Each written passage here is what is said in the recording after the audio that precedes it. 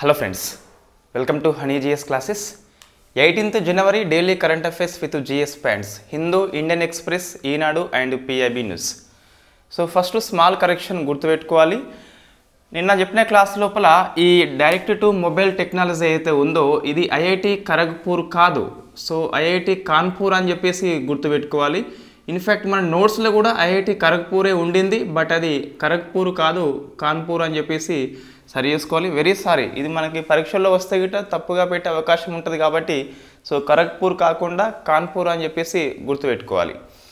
Right, ఇంకో doubt, millet man of India అని చెప్పేసి ఖాదర్ వలీ ఎక్కడ అని చెప్పేసి లేదు మనకు. సో ఇన్ఫ్యాక్ట్ సతీష్ అని చెప్పేసి మనకు చనిపోయినప్పుడు నెంబర్ ఆఫ్ టైమ్స్ పేపర్లో వచ్చింది మిల్లెట్ మ్యాన్ ఆఫ్ ఇండియా ఇక్కడ లేరు అని చెప్పేసి, లేదా మిల్లెట్ ఇయర్లోనే మిల్లెట్ మ్యాన్ ఆఫ్ ఇండియా చనిపోయాడు అని చెప్పేసి మనకు నెంబర్ ఆఫ్ ఆర్టికల్స్ హిందూ ఉంది, ఎక్స్ప్రెస్ ఉంది.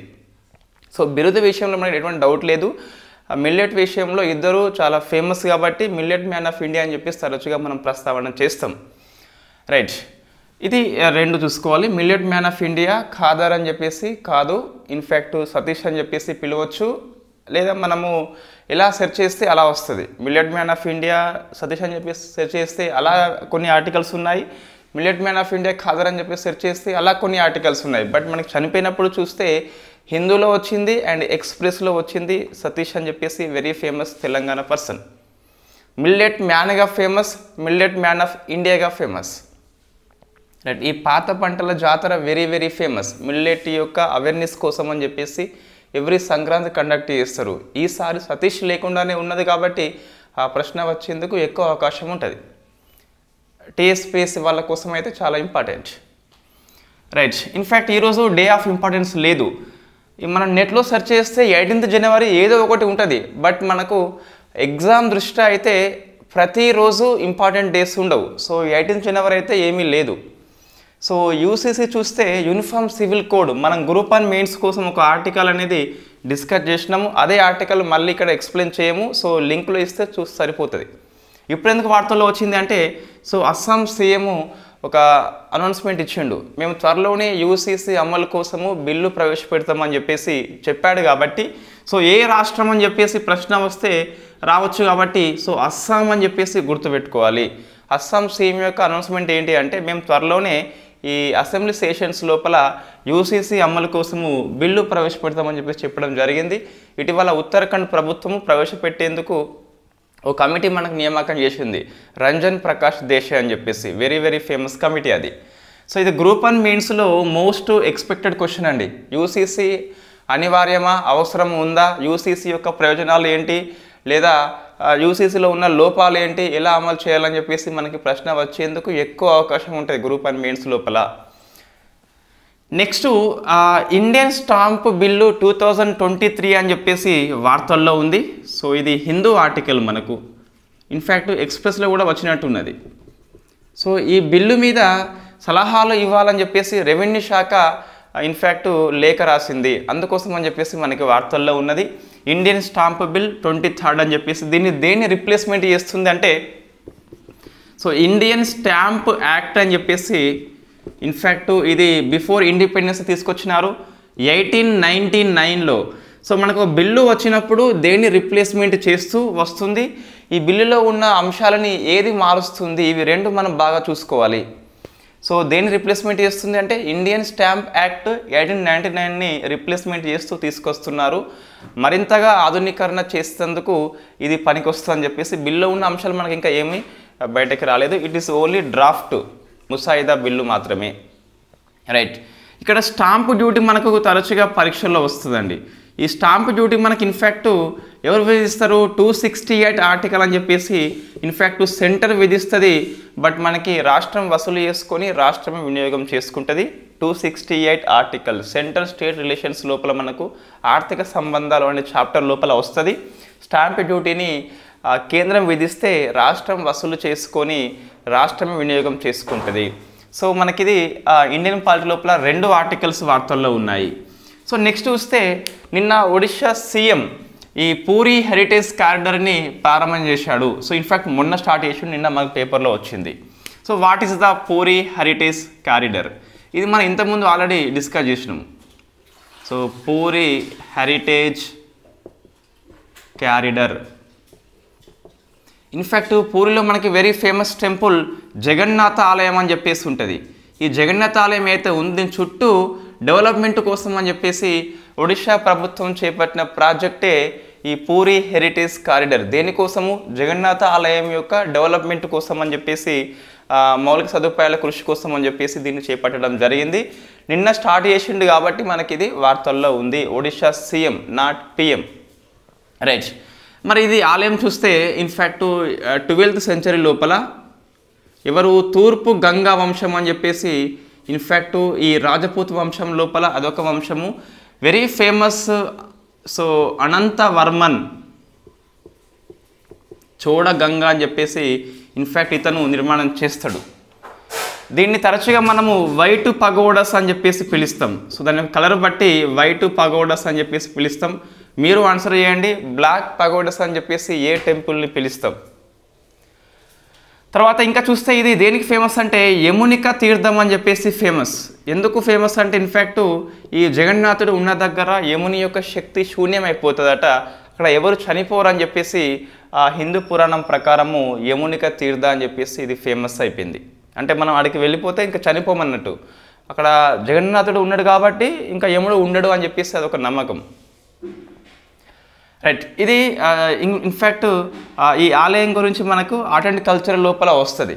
ఇదేమో కరెంట్ అఫైర్స్, ఇదేమో జిఎస్ అని చెప్పేసి గుర్తుపెట్టుకోవాలి.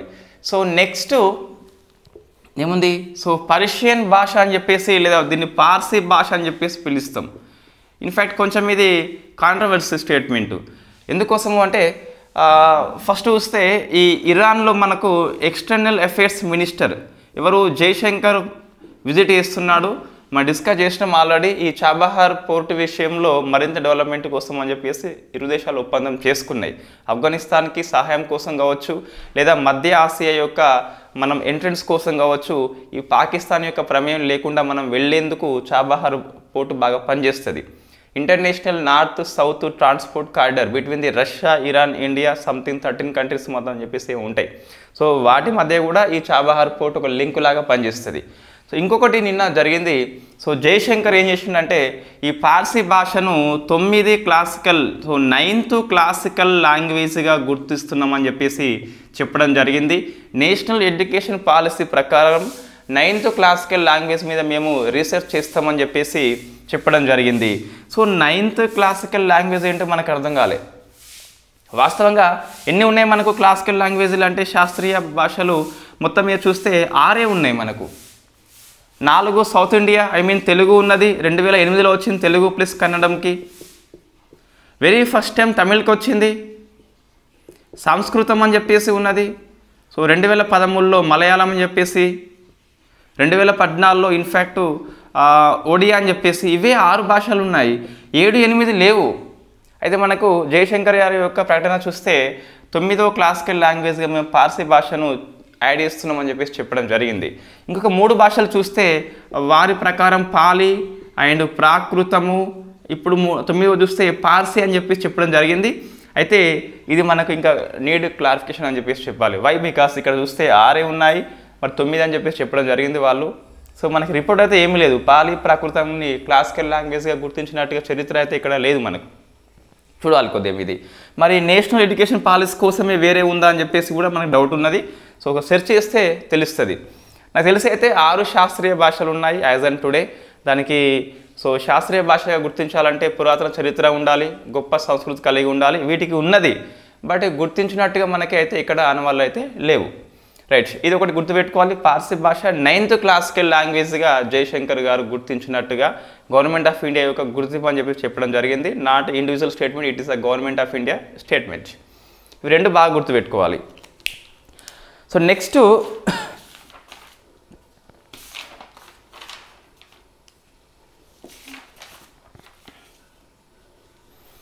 ఇన్ఫ్యాక్ట్ ఈ జగన్నాథ ఆలయం ఉంది కదా, ఇది చార్ధామ్ యాత్ర లోపల ఒకటి అండి.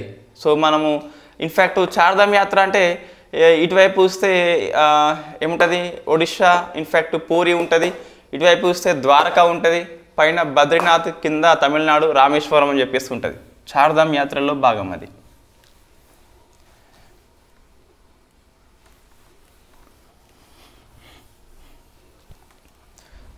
శంకరాచార్యులు 4 మఠాలు వేరు, ఈ చార్ధామ్ యాత్ర అనేది వేరు మనకు.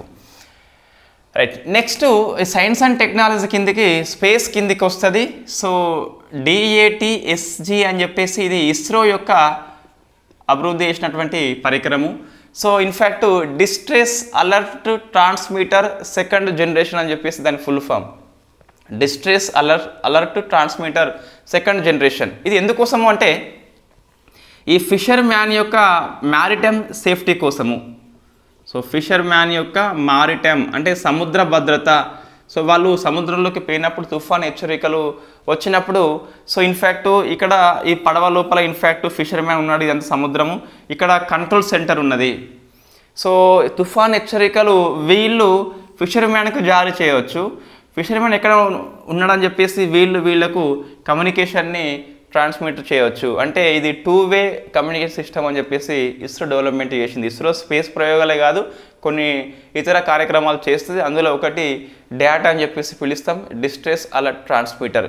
మనం ఇది చూస్తే సేమ్ డయాగ్రామ్ మనం ఇంకో దగ్గర వేసినాం. సో అది నబ్బు మిత్ర అని చెప్పేస్తుంది, ఇట్ ఈస్ ఏ డివైస్. ఇది కూడా సేమ్ కాన్సెప్ట్ అండి. ఇది ఇరువైపులా కమ్యూనికేషన్ సిస్టమ్ అని చెప్పేసి పిలుస్తాం. కంట్రోల్ సెంటర్ నుంచి ఫిషర్ మ్యాన్కి ఇన్ఫ్యాక్ట్ హెచ్చరిక జారీ చేస్తే ఫిషర్ మ్యాన్ నుంచి సెంటర్కి ఎక్కడ ఉన్నా అని చెప్పేసి లొకేషన్ని జారీ చేస్తుంది. ఇది నబ్బు మిత్ర యొక్క same concept, dot same concept. It is second generation అని చెప్పేసి పిలుస్తాం. ఇవి రెండు మనకి వార్తల్లో ఉన్నాయి. ఇస్రో ఫిషర్ మ్యాన్ యొక్క మ్యారిటైమ్ సేఫ్టీ కోసం అని చెప్పేసి తయారు చేసిన ప్రాజెక్ట్స్ అవి రెండు కూడా. రైట్, సైన్స్ అండ్ టెక్నాలజీ మనం స్పేస్ని దాదాపు ఈరోజు ఈవినింగ్ అయితే డిస్కస్ చేసేందుకు ప్రయత్నం చేద్దాం. రైట్, నెక్స్ట్ ఓశాట్ అని చెప్పేసి వార్తల్లో ఉంది. ఫస్ట్ ఇది ఒక పరిశ్రమ పరిభాషలో ఓశాట్ అనగా ఏంటి అంటే ఈ సెమీ కండక్టర్స్ ఏవైతే ఉన్నాయో చిప్స్. సో మనకి ఆలు చిప్స్ కాదు, కంప్యూటర్ చిప్స్. రైట్, ఇన్ఫ్యాక్ట్ ఓశాట్ అంటే ఈ చిప్స్ యొక్క అసెంబ్లింగ్ కానీ టెస్టింగ్ సెంటర్ని ఈ పరిశ్రమల పరిభాషలో ఓశాట్ అని చెప్పేసి పిలుస్తామట. ఇది ఈనాడులో వచ్చింది మనకి. సో ఇన్ఫ్యాక్ట్ ఇంతకుముందు ఈ ఫ్యాక్స్కాన్ సంస్థ వెరీ ఫేమస్ ప్రపంచంలో. ఈ చిప్ ఇండస్ట్రీ లోపలనే తైవాన్ వెరీ ఫేమస్, అందులో ఫ్యాక్స్కాన్ అని చెప్పేసి సంస్థ పేరు. సో ఈ తైవాన్ సంస్థ ఇంతకుముందు ఏమైంది అంటే వేదాంత అని చెప్పేసి గుజరాత్ కంపెనీ, దీంతో లింకప్ అయ్యి గుజరాత్ లోపల ఈ సెమీ కండక్టర్ ఇండస్ట్రీ స్టార్ట్ చేస్తామని చెప్పేసి చెప్పడం జరిగింది. అయితే ఇటీవల చూస్తే మనకి వేదాంత అయితే ఫ్యాక్స్కాన్ సంస్థ తప్పుకున్నది ఈ ఉమ్మడి ప్రాజెక్ట్ నుంచి. ఇప్పుడు ఈ వేదాంత కాకుండా కర్ణాటక HCL సంస్థ, సో HCL సంస్థతో ఒప్పందం చేసుకొని బెంగళూరు లోపల ఈ చిప్ యొక్క అసెంబ్లీ కానీ టెస్టింగ్ సెంటర్ కానీ ఏర్పాటు చేస్తున్నారట. సో వేదాంత ఫ్యాక్స్కాన్ సంస్థ పోయి HCLతోని ఒప్పందం చేసుకున్నది, వేదాంత కాకుండా. ఇది ఎందుకు ఇంపార్టెంట్ అంటే సో గుజరాత్ ప్రభుత్వం యొక్క చర్యల ఫలితంగానే మేము బయటకు వస్తున్నాం అని చెప్పేసి కాంట్రవర్షియల్ స్టేట్మెంట్ ఇచ్చింది. కాబట్టి కొద్దిగా ఇది గుర్తుపెట్టుకోవాలి. తైవాన్ యొక్క ఫేమస్ సెమీ కండక్టర్ సంస్థ ఫ్యాక్స్కాన్ HCL సంస్థతో ఒప్పందం చేసుకోవడం జరిగింది. సెమీ కండక్టర్ యొక్క అసెంబ్లింగ్ కావచ్చు లేదా టెస్టింగ్ కోసం అని చెప్పేసి సెంటర్ని ఓపెన్ చేస్తారట. దాన్ని పరిశ్రమ పరిభాష లోపల ఓశాట్ అని చెప్పేసి టెక్నికల్ లాంగ్వేజ్ విషయంలో దాన్ని ఏమంటాం, సో ఓశాట్ అని చెప్పేసి పిలుస్తాం. సో ప్రజెంట్ మనకి వేదాంత కాకుండా HCL సంస్థ ఉన్నది విత్ లింకప్ ఫ్యాక్స్కాన్ అని చెప్పేసి వెరీ ఫేమస్ తైవాన్ సంస్థ. Next in fact science and technology others కిందికి వస్తుంది. ఏంటి అది, సో ఇండియన్ IICG అని చెప్పేసి ఉన్నది. సో ఇది in fact Indian innovation centre for graphene. So graphene ఇది కేరళలోని త్రిశూర్ లోపల వెరీ ఫస్ట్ టైం మనం ఏర్పాటు చేసుకుంటున్నాము. సో ఇన్ఫ్యాక్ట్ గ్రాఫిన్ మీన్స్ మనకి కార్బన్ యొక్క 2D రూపాంతరము, షట్కోణం ఆకృతిలో ఉంటుంది, తేనెగూడు ఆకృతిలో ఉంటుంది. దీన్ని నెంబర్ ఆఫ్ ఉపయోగాలకు మనం వాడచ్చు. ఈ డిస్ప్లే పరిశ్రమ లోపల, ఎలక్ట్రిక్ పరిశ్రమ లోపల దీన్ని ఎక్కువ ఉపయోగిస్తాము. దీన్ని గ్రాఫైన్ అని చెప్పేసి లేదా గ్రాఫిన్ అని చెప్పేసి పిలుస్తాం. So Indian innovation centre for graphene అని చెప్పేసి పిలుస్తాం. ఇది కేరళ లోపల వెరీ ఫస్ట్ టైం మనం ఓపెన్ చేస్తున్నాం. ఎవరు అంటే సో కేరళ డిజిటల్ యూనివర్సిటీ అని చెప్పేసి ఒకటి. ఈ సంస్థలు 3-4 ఉన్నాయి, పెద్దగా అవసరం లేదు, బట్ మనకు పేపర్లో వచ్చినాయి కాబట్టి డిస్కస్ చేస్తున్నాం. టాటా స్టీల్ అని చెప్పేసి రెండవది. Next centre for material for electric technology అని చెప్పేసి, సిమిట్ అని చెప్పేసి 3 సంస్థలు కలిపి ఉమ్మడిగా ఈ Indian innovation centre for graphene అని చెప్పేసి త్రిశూర్ లోపల మనం ఏర్పాటు చేసుకుంటాం. భారతదేశంలో వెరీ ఫస్ట్ది ఈ గ్రాఫిన్ కోసం ఒక కేంద్రాన్ని మనం ఏర్పాటు చేస్తున్నాము. సో గ్రాఫిన్స్ మేము కార్బన్ యొక్క రూపాంతరం అని చెప్పేసి పిలుస్తాం. గ్రాఫైట్ కాదు, కొన్ని గ్రాఫిన్లు కలిస్తే గ్రాఫైట్గా మనకి ఫామ్ అవుతుంది. సో గ్రాఫైట్ యొక్క బిల్డింగ్ బ్లాకే ఈ గ్రాఫైన్ అని చెప్పేసి పిలుస్తాం. ఫర్ ఎగ్జాంపుల్ మనకి ప్రోటీన్ మీన్స్ అమైనో యాసిడ్స్ యొక్క బిల్డింగ్ బ్లాక్ అని చెప్పేసి పిలుస్తాం. అదేవిధంగా గ్రాఫైట్ అంటే గ్రాఫిన్ యొక్క బిల్డింగ్ బ్లాక్స్. సో గ్రాఫైన్స్ కలిస్తే మనకు గ్రాఫైట్ అయితే వస్తుంది, అమైనో యాసిడ్స్ కలిస్తే మనకి ప్రోటీన్ అయితే వస్తుంది. సో అదే 2D రూపాంతరం అని చెప్పేసి పిలుస్తాం. One of the carbon formation అని చెప్పేసి పిలుస్తాం. దీన్ని ఎలక్ట్రిక్ పరిశ్రమల్లో ఈ డిస్ప్లే తయారు లోపల ఎక్కువ ఉపయోగం చేసుకుంటాం. సో దాని వెరీ ఫస్ట్ టైం మనం త్రిశూర్ లోపల, ఇన్ఫ్యాక్ట్ కేరళ లోపల మనం ఓపెన్ చేసుకుంటున్నాము. నెక్స్ట్ బెంగళూరు లోపల ఈరోజు బోయింగ్ కంపెనీ అని చెప్పేసి ఒకటి మనకు ప్రధానమంత్రి జనవరి 19 స్టార్ట్ చేస్తున్నాడు. మనం రేపు డిస్కస్ చేస్తాం పూర్తిగా. సింపుల్గా చూస్తే మనకు so Boeing India electric technology centre అని చెప్పేసి సో దీన్ని బెంగళూరు లోపల మనం ఓపెన్ చేస్తున్నాము. సో బోయింగ్ ఇండియా అయితే బోయింగ్ అనేది ప్రముఖ వైమానిక తయారీ సంస్థ అమెరికాది. Out of the America very first time బెంగళూరులో అతిపెద్ద కేంద్రాన్ని ఏర్పాటు చేస్తుంది. అదే బోయింగ్ ఇండియా అని చెప్పేసి పిలుస్తాం. Boeing India electric technology council అని చెప్పేసి ఇంజనీరింగ్ టెక్నాలజీ కౌన్సిల్ అని చెప్పేసి బెంగళూరు లోపల సో బోయింగ్ సంస్థ ఓపెన్ చేస్తుంది. అవుట్ సైడ్ ది అమెరికా చూస్తే ఇదే అతిపెద్దది అని చెప్పేసి చెప్పడం జరిగింది. సో ఇన్ఫ్యాక్ట్ దీన్ని ఈరోజు మోడీ గారు స్టార్ట్ చేస్తున్నారు. ఇంకోటి బోయింగ్ సుకన్య అని చెప్పేసి ఒక కార్యక్రమాన్ని కూడా ఈరోజు స్టార్ట్ చేస్తున్నారు. బోయింగ్ సుకన్య అంటే అర్థం ఏంటంటే ఈ వైమానిక రంగం లోపల సివిల్ ఏవియేషన్లోనికి ఎక్కువ మంది మహిళలు రావాలని చెప్పేసి వాళ్ళని ప్రోత్సహించేందుకు ఈ బోయింగ్ సుకన్య అని చెప్పేసి వాళ్ళకి ట్రైనింగ్ గట్రా ఏమో ఇస్తుంది బోయింగ్ సంస్థ. దీన్ని బెంగళూరు లోపల మన పిఎం మోడీ గారు స్టార్ట్ చేస్తున్నారు. సో ఇది రెండు గుర్తుపెట్టుకోవాలి. బెంగళూరులో out side USA Boeing company చూస్తే ఇది అతిపెద్దది అట.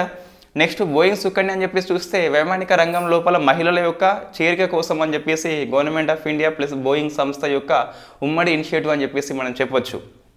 అండ్ ఇంకోటి ఈ BIETC అయితే ఉందో మహిళల్ని ఈ స్టెమ్ రంగంలో కూడా మరింతగా ప్రోత్సాహం చేయాలని చెప్పేసి కూడా దీన్ని సెంటర్ని ఓపెన్ చేస్తున్నారట. So science and technology, engineering and maths అని చెప్పేసి ఎక్కువ పురుషులు మనకు కనిపిస్తారు ఎంపీసీ గ్రూపులలో. మహిళలు అవసరం అని చెప్పేసి మ్యాథమెటిక్స్ రంగంలోకి ఇది తీసుకోవడం జరిగింది. స్టెమ్ అని చెప్పేసి మనకు వార్తల్లో ఉంది. నెక్స్ట్ టిబెటన్ బ్రౌన్ ఎలుగుబంటి సో బేర్, టిబెటన్ బ్రౌన్ ఎలుగుబంటి భారతదేశంలో వెరీ ఫస్ట్ టైం ఉత్తర సిక్కింలో మనకు కనిపించింది. అందుకు ఇది వార్తల్లో ఉంది. సో వెరీ ఫస్ట్ టైం ఉనికి కాబట్టి ఈ ప్లేస్ గుర్తుపెట్టుకోవాలి, ఉత్తర సిక్కిం అని చెప్పేసి.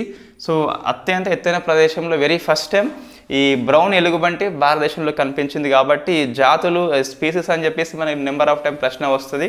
సో అది గుర్తుపెట్టుకోవాలి. నెక్స్ట్ స్టేటెక్ ఒక కంపెనీ పేరు, ఇది స్టేటెక్. ఇన్ఫ్యాక్ట్ ప్రపంచంలోనే అతిపెద్ద సౌర బ్యాటరీని తయారు చేసింది అట. ఇక్కడ మనకి ఉత్తర కేపు ఫ్రమ్ సౌత్ ఆఫ్రికా ఒక రాష్ట్రం పేరు. సో ఉత్తర కేపు ప్రావిన్స్ లోపల సౌత్ ఆఫ్రికా లోపల స్టేటెక్ అనే సంస్థ అతిపెద్ద సౌర విద్యుత్ బ్యాటరీని తయారు చేసింది. 540 మెగావాట్స్ ఎంతో ఉంది మొత్తం మీద.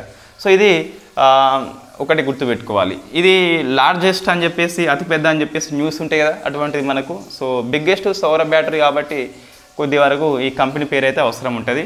సో రాష్ట్రం పేరు అంతగానో అవసరం లేదు, మన ఇండియా కాదు కాబట్టి దేశం పేరు గుర్తుపెట్టుకోవాలి, సౌత్ ఆఫ్రికా అని చెప్పేసి గుర్తుపెట్టుకోవాలి. నెక్స్ట్ మన మినిస్ట్రీ ఆఫ్ ఫిషరీస్ పురుషోత్తం రూపాల. సో ఫిషరీస్ శాఖ మంత్రి కేరళ లోపల విజింజం అనే ప్రాంతం లోపల కృత్రిమ దిబ్బని నిన్న స్టార్ట్ చేసిండు.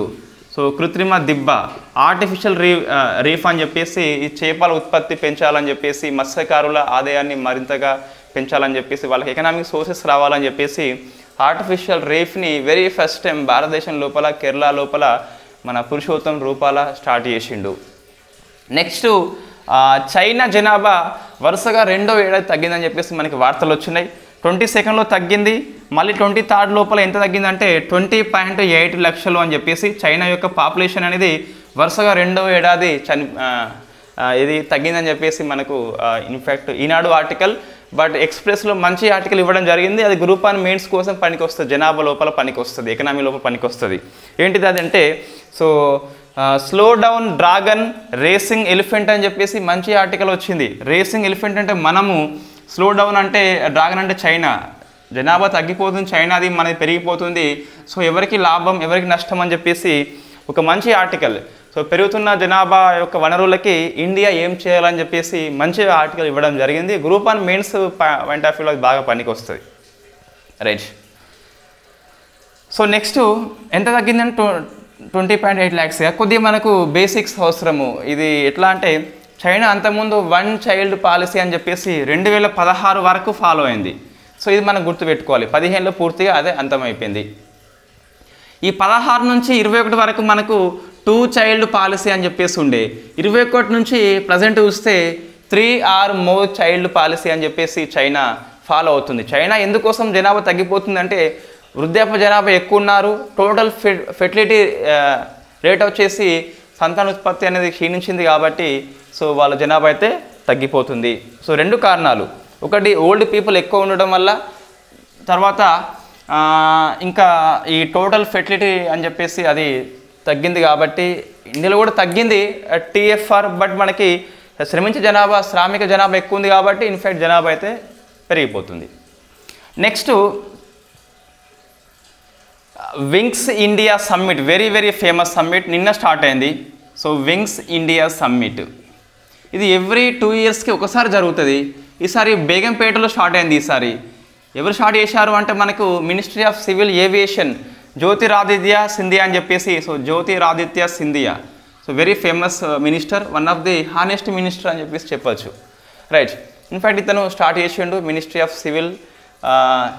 సో పౌర విమాన శాఖ మంత్రి కాబట్టి ఇది ఎవరు కండక్ట్ చేస్తున్నారంటే ministry of civil aviation, so airport authority of India plus FICCI ముగ్గురు సంయుక్తంగా దీన్ని కండక్ట్ చేస్తున్నారు. థీమ్ ఏంటి అంటే ఈ అమృత్ కాల్ లోపల ప్రపంచాన్ని భారతదేశంతో ఎలా కనెక్ట్ చేయాలని చెప్పేసి థీమ్ తీసుకోవడం జరిగింది.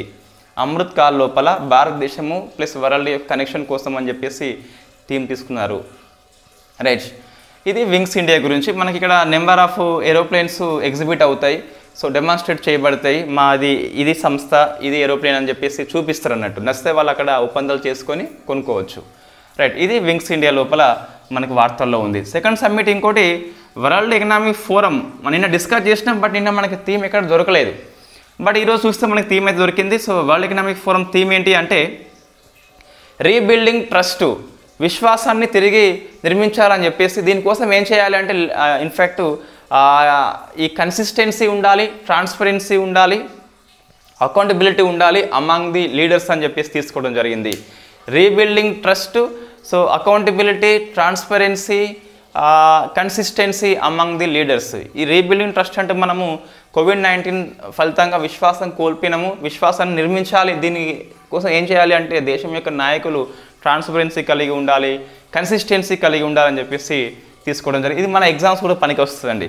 మనం ట్రాన్స్పరెన్సీ ఉండాలి అంటే మన గోల్ పట్ల, అకౌంటబిలిటీ కలిగి ఉండాలి, ఆ గోల్ పట్ల మన రెస్పాన్సిబిలిటీ కలిగి ఉండాలని చెప్పేసి. Consistency is the most key of success, అంటే నిలకడగా ఉండాలి. సో మనం ఒకరోజు 18 hours చదివేసి ఇంకా 3-4 days పడుకుంటే గిట్ట ఉపయోగం లేదు. డైలీ 4 to 5 hours చదివినా కన్సిస్టెన్సీగా కంటిన్యూ చదివితే సో మన ఎగ్జామ్స్ పెట్టే వరకు సిలబస్లో ఉన్న అన్ని అంశాలు పూర్తయిపోతాయి. నెక్స్ట్ ఒక మహిళా వార్తల్లో ఉంది. సో సివ్ రెడ్ ఫెర్న్ అని చెప్పేసి ఉంది. ఈమె ఎవరు అంటే ఒక అంతర్జాతీయ మహిళా ఎంపైర్ క్రికెట్ లోపల. ఈమె ఫస్ట్ మహిళా ఎంపైర్ అట. ఇన్ఫ్యాక్ట్ ఈమెది ఇంగ్లాండ్. అయితే ఈమె ఇంగ్లాండు టీము ఆడే కాకుండా ఈ ఆస్ట్రేలియా వెస్టిండీస్ టెస్ట్కి ఇన్ఫ్యాక్ట్ ఎంపైర్గా చేస్తుంది. ఈమె యొక్క ఫేమస్ ఏంటి అంటే మనకు న్యూట్రల్ ఎంపైర్ అండి. సో ఇంగ్లాండ్ ఆమె ఎంపైర్ చేసేది ఆస్ట్రేలియా విండీస్ టీంలకు కాబట్టి. సో ఈ అంతర్జాతీయ మహిళా క్రికెట్ లోపల మొత్తం ఇంటర్నేషనల్ క్రికెట్ లోపలనే ఈ న్యూట్రల్ ఎంపైర్ కేటగిరీ లోపల ఫస్ట్ మహిళా ఎంపైర్ అని చెప్పేసి పిలుస్తాం. పురుషుల క్రికెటే, బట్ ఈమె మహిళ అండ్ న్యూట్రల్ ఎంపైర్. తటస్థ ఎంపైర్ అంటే ఇరు దేశాలు ఆడుతున్నప్పుడు వాళ్ళ దేశాల వాళ్ళు కాకుండా వేరే దేశాల వాళ్ళు ఎంపైర్ చేయడమే న్యూట్రల్ ఎంపైర్ అని చెప్పేసి పిలుస్తాం. అందులో వెరీ ఫస్ట్ టైం ఒక మహిళ వచ్చింది, రెడ్ ఫెర్న్ అని చెప్పేసి ఫ్రమ్ ఇంగ్లాండ్ అని చెప్పేసి గుర్తుపెట్టుకోవాలి. నెక్స్ట్ ఒక రిపోర్ట్ మనకి వార్తల్లో ఉంది. సో ASER అని చెప్పేసి ప్రథమ్ సంస్థ ఎవ్రీ ఇయర్ ఇస్తుంది విద్య యొక్క స్టేటస్ మీద. So annual status on educational report అని చెప్పేసి. సో ఈసారి రిపోర్ట్ యొక్క పేరు ఏంటి అంటే మనకు సో బియాండ్ బేసిక్స్ అని చెప్పేసి రిపోర్ట్ పేరు, బియాండ్ బేసిక్స్. అంటే ఇన్ఫ్యాక్ట్ ఈ 14 నుంచి 18 ఏళ్ళ మధ్య ఉన్న రూరల్ స్టూడెంట్స్ మీద నివేదిక పంపింది. సో మ్యాథ్స్లో అత్యంత వెనుకబడి ఉన్నారని చెప్పేసి, వీళ్లకు పరిశ్రమల్లో వచ్చేటువంటి దాన్ని ఏమంటారు టెక్నాలజీ లేదని చెప్పేసి రిపోర్ట్ చెప్పడం జరిగింది. రిపోర్ట్లో ఉన్న అంశాలు మనకు అంతగానం ఇంపార్టెంట్ కావు. ఇక్కడ చాలా నెంబర్ ఆఫ్ ఫిగర్స్ ఉన్నాయి, అందులో ఏ మనకు పరీక్షలో వచ్చే ఫిగర్స్ అయితే కాదు. అవి ఏం గుర్తుపెట్టుకోవాలంటే సో గ్రామీణ విద్యార్థులు మ్యాథ్స్లో ఇంటర్నెట్ సౌకర్యం లోపల వెనుకబడి ఉన్నారు, ఈ అసమానతలు ఎక్కువ ఉన్నాయని చెప్పేసి గుర్తుపెట్టుకోవాలి. ఇంకా పురుషులతో పోలిస్తే మహిళల్లో చాలా తక్కువ ఉన్నారని చెప్పేసి ఆ రిపోర్ట్ చెప్పడం జరిగింది. So right. నెక్స్ట్ తర్వాత బంగారు నిల్వల విషయంలో ఫోర్బ్స్ సంస్థ రిపోర్ట్ ఇచ్చింది. సో బంగారం ఎక్కువ అమెరికా దగ్గర ఉందట, ఇండియా ప్లస్ 9th అని చెప్పేసి గుర్తుపెట్టుకోవాలి. సో తెలంగాణ వాళ్ళ కోసం ఒక 2 మనకు ఒప్పందాలు జరిగినాయి వరల్డ్ ఎకనామిక్ ఫోరం సమ్మిట్ లోపల. ఈ పామాయిల్ కోసం అని చెప్పేసి సో ఇన్ఫ్యాక్ట్ ఈ పామాయిల్ సీడ్ టెస్టింగ్ సెంటర్ని మనము ఖమ్మం లోపల ఏర్పాటు చేసుకున్నాము. ఇది దేశంలో ఫస్ట్ది. సో మనకు పామాయిల్ అనగానే ఎవరు గుర్తుకొస్తారు? మలేషియా అని చెప్పేసి గుర్తుకొస్తుంది. సో మలేషియాలో ఉన్న సంస్థ ఏంటి అంటే మనకు సిమ్ డార్బీ అని చెప్పేసి ఉన్నది. ఆ సిమ్ డార్బీ సంస్థ, గోద్రేజ్ ఇండస్ట్రీస్ సంస్థ 2 కలిపి ఖమ్మం లోపల ఫస్ట్ నేషన్ యొక్క పామాయిల్ సీడ్ సెంటర్ని ఓపెన్ చేస్తున్నాయి. సో తెలంగాణ ఒప్పందం కాబట్టి సో మన కేటీఆర్ ఉన్నప్పుడే ఒప్పందాలు కావు, కేటీఆర్ పైన కూడా ఒప్పందాలు అవుతాయి. సో కాబట్టి అవి ఎగ్జామ్లో వస్తాయి. అందులో నేషన్లో ఫస్ట్ది కాబట్టి గుర్తుపెట్టుకోవాలి. So first palm oil seed centre అనేది వాణిజ్యపరంగా మనం ఖమ్మంలో ఏర్పాటు చేసుకుంటున్నాము. సో ఆ కంపెనీ పేరు మనకు సిమ్ డర్బీ అని చెప్పేసి గుర్తుపెట్టుకోవాలి. ఎవరు? ఇది మలేషియా కంపెనీ అని చెప్పేసి గుర్తుపెట్టుకోవాలి.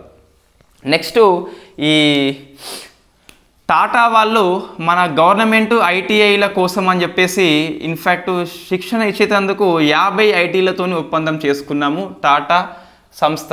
సో ఇన్ఫ్యాక్ట్ ఇటీవల చూస్తే మనకు రాణి కుమిదిని కమిటీ అని చెప్పేసి ఉన్నది. ఈ రాణి కుమిదిని కమిటీ ఏంటి అంటే ఈ ప్రభుత్వ ఐటీఐల యొక్క బలోపేతం కోసం అని చెప్పేసి సిఫార్సు చేసింది.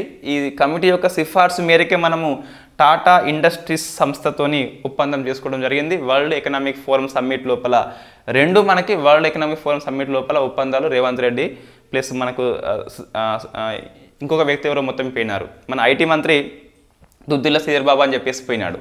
సో ఇవి 2 గుర్తుపెట్టుకోవాలి. Rani Kumudini committee ITI plus Tata technology సంస్థ ఒప్పందము, ఇంకోటి సిమ్ టార్బీ అని చెప్పేసి ఇన్ఫ్యాక్ట్ మలేషియా సంస్థ పామాయిల్ సీడ్ అని చెప్పేసి గుర్తుపెట్టుకోవాలి. Right. So Sime Darby. So చూస్తే ఈరోజు కరెంట్ అఫైర్స్లో ఏవి వార్తల్లో ఇంపార్టెంట్ అంటే ఇన్ఫ్యాక్ట్ అన్నీ అవసరమే. ఈ బంగారు నిల్వలు ఇక్కడ ఉంది, ఇది కాకుండా మిగతా అన్నీ అవసరమే. ఫస్ట్ ఏమున్నది? యూసీసీ అమలు కోసము ఇన్ఫ్యాక్ట్ మనకు అస్సాం సీఎం కాబట్టి అది కొంచెం వార్తల్లో ఉన్నట్టు. గ్రూప్ అండ్ మెయిన్స్ కోసం ఇది బాగా పనికి వస్తుంది. ఇండియన్ స్టాంప్ బిల్ 23rd అని చెప్పేసి సో దేని ప్లేస్లో వచ్చింది? స్టాంప్ డ్యూటీ ఎవరు విధిస్తారు, ఏ ఆర్టికల్ అని చెప్పేసి గుర్తుపెట్టుకోవాలి. పూరి హెరిటేజ్ కార్డర్ని ఎవరు ఎక్కడ ఓపెన్ చేశారు? నెక్స్ట్ పర్షియన్ భాష క్లాసికల్ లాంగ్వేజ్ లోపల 9th అని చెప్పేసి మన జయశంకర్ చెప్పిండు, but need some clarification. So DAT-SG అనేది డిస్ట్రెస్ అలర్ట్ ట్రాన్స్మిటర్ అనేది సో ఫిషరీస్ కోసము ఇస్రో యొక్క డెవలప్మెంట్ అది. నెక్స్ట్ ఓసాట్ అనేది HCL సంస్థను ఫ్యాక్స్కాన్ బెంగళూరులో ఓపెన్ చేస్తున్నాయి. వేదాంత కాదు, HCL సంస్థతోనే జతకట్టింది ఫ్యాక్స్కాన్ సంస్థ. నెక్స్ట్ ఈ గ్రాఫిన్ కోసం ఒక సెంటర్ని త్రిశూర్ లోపల ఓపెన్ చేస్తున్నారు, కేరళ డిజిటల్ అని చెప్పేసి centre for material for electric technology అని చెప్పేసి టాటా స్టీల్స్ అని చెప్పేసి ముగ్గురు సంయుక్తంగా దీన్ని ఓపెన్ చేస్తున్నారు. Boeing India company very first time మనకి బెంగళూరులో ఓపెన్ అవుతుంది. బోయింగ్ సుకన్య వచ్చేసి విమానయాన రంగంలో మహిళల యొక్క చేరిక కోసము ఒక ప్రోత్సాహకర పథకము. టిబెటన్ బ్రౌన్ ఎలుగుబంటి అనేది వెరీ ఫస్ట్ టైం ఉత్తర సిక్కింలో కనిపించింది, ఇండియా లోపల ఇంతవరకు ఎప్పుడు కనిపించలేదు. స్టేట్ టెక్ ప్రపంచంలో అతిపెద్ద సౌర విద్యుత్తుని బ్యాటరీని తయారు చేసింది సో ఉత్తర కేప్ అని చెప్పేసి సౌత్ ఆఫ్రికా రాష్ట్రము. ఆర్టిఫిషియల్ రీఫ్ని కేరళ లోపల మన పురుషోత్తం రూపాల స్టార్ట్ చేసిండు వెరీ ఫస్ట్ టైం. చైనా వరుసగా రెండో ఏడాది జనాభా తగ్గిపోయింది 20.8 lakhs అని చెప్పేసి ఆ ఫిగర్ గుర్తుపెట్టుకునే అవసరం ఉంటుంది. వింగ్స్ ఇండియా సమ్మిట్ వచ్చేసి మన బేగంపేటలో వరుసగా ఎవ్రీ 2 yearsకి జరుగుతుంది. ఈసారి బేగంపేట హోస్ట్ చేస్తున్నది. సో థీమ్ ఏంటి అంటే అమృత్ కాల్ లోపల ప్రపంచం ప్లస్ ఇండియా మధ్య కనెక్షన్ అవసరం అని చెప్పేసి ఆ థీమ్ తీసుకోవడం జరిగింది. దీన్ని ఎయిర్పోర్ట్ అథారిటీ ఆఫ్ ఇండియా అని చెప్పేసి ఫిక్ అని చెప్పేసి మినిస్ట్రీ ఆఫ్ సివిల్ అని చెప్పేసి వాళ్ళు స్టార్ట్ చేస్తున్నారు. వరల్డ్ ఎకనామిక్ ఫోరం సమ్మిట్ ఏంటి అంటే rebuilding trust, accountability, transparency and consistency అవసరం అని చెప్పేసి ఆ థీమ్ తీసుకోవడం జరిగింది. దావోస్లో అది జరుగుతుంది. రెడ్ ఫెర్న్ వచ్చేసి ఫస్ట్ మహిళా తటస్థ ఎంపైర్ అని చెప్పేసి ఇంగ్లాండ్ దేశం అని చెప్పేసి గుర్తుపెట్టుకోవాలి. ఎస్ఐఆర్ రిపోర్ట్ ఫ్రమ్ ప్రథమ్ సంస్థ, రిపోర్ట్ నేమ్ వచ్చేసి బియాండ్ బేసిక్స్ అని చెప్పేసి విద్యార్థుల యొక్క స్టేటస్ మీద రిపోర్ట్ ఇవ్వడం జరిగింది. మ్యాథమెటిక్స్ రంగంలో టెక్నాలజీ విషయంలో అత్యంత వెనుకబడి అని చెప్పేసి రిపోర్ట్ ఇవ్వడం జరిగింది.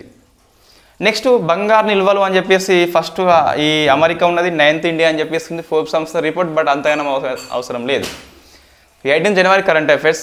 మన ఈవినింగ్ ఈ స్పేస్ విషయం కరెంట్ అఫైర్స్ అయితే ఉంటుంది. ఇన్ఫ్యాక్ట్ లేకుండా రేపు తప్పనిసరిగా ఉంటుంది. 31st జనవరి లోపు కంపల్సరీ ఈ 2023 రివ్యూ అయితే మనకి అయిపోతుంది, కంపల్సరీ అయిపోతుంది. Thank you very much.